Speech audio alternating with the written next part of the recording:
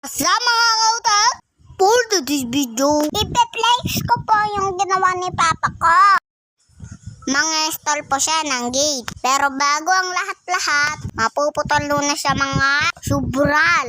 Pagkatapos ay, siyempre mangwawalding siya para mampagdugtong-tugdong yung gate. Ang kautak, kayo mga gusto mong mapagawa dyan. Sa mga daga, Tasman, Pampanga.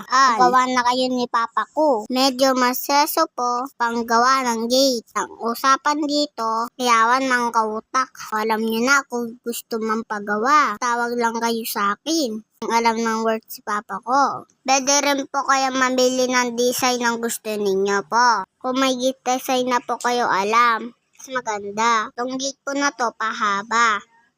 Kailangan din ng ribbon ni Papa ko sa pang-install ng gate. Ayan pong gate na ginawa ni Papa ko. Taas at mahaba.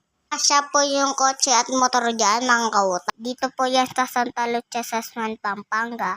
Maraming salamat po. Papa Noel, ingat! Sabi ka? Ingat ka dyan! Hanapin ko! Sana bukasin. Ano mo? Ingat